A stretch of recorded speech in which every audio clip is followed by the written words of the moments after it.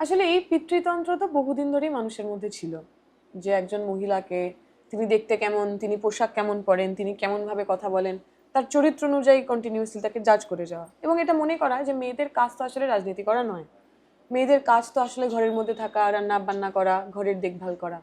ফলে পিতৃতান্ত্রিক পুরুষদের কাছে বা পিতৃতান্ত্রিক মহিলাদের কাছেও তারা যখন মহিলাদের সেই সামাজিক ট্যাবু ভেঙে বাইরে যেতে দেখে, তাদের নানা ধরনের অস্বস্তি হয়। যেটা সমস্যা 2011 সালের পরে হয়েছে, আমরা যখন সরকারে ছিলাম এমনও ঘটনা ঘটেছে যে আমাদের নেতৃত্ব, আমাদের লিডার, তারা মিসোজিনিস্ট কথা বলেছেন, নারী বিদ্বেষী কথা বলেছেন, মমতা ব্যানার্জির বিরুদ্ধে কথা বলেছেন। যে এমন কথা বলেছেন, পার্টি তৎক্ষণাৎ তাদের বিরুদ্ধে শাস্তি নিয়েছে। আপনি দেখুন 11 সালের পর থেকে এই বাজে কথা বলাটাই নর্মালাইজ হয়ে গেছে। যে যত বাজে কথা বলতে পারবে সে তত বড় নেতা।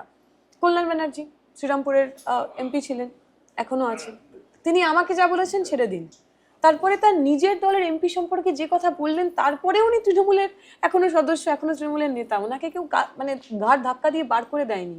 তাহলে এই যে রাজ্যের সরকার, মমতা ব্যানার্জির সরকার বা তৃণমূল প্রতিদিন নারী বিদ্বেষকে যে নর্মালাইজ করেছে, এবং বিজেপি সরকারের কাছ থেকে তো আমাদের কিছু আশা নেই, তারা তো মনুস্মৃতিতে বিশ্বাসী করেন, যে মনুস্মৃতি মনে করে মেয়েদের কাজই হচ্ছে বাচ্চা প্রতিপালন করা এবং বাচ্চা প্রদান করা।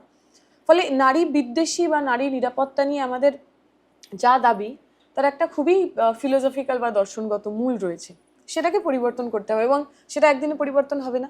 কিন্তু সেই পরিবর্তন করার প্রথম ধাপ, যে মেয়েদের এই দুই সরকারই আনফিট মনে করেন, যে মেয়েদের এই দুই সরকারই প্রবলেমেটিক মনে করেন, সেই রকম মেয়েদের আরো বেশি বেশি করে সামনে আনা, আরো বেশি বেশি করে ডিসিশন মেকিং বডি সেই জায়গায় পৌঁছে দেওয়া। এবারে ভাই ভোটের লড়াই এই এখানেই দেখবো।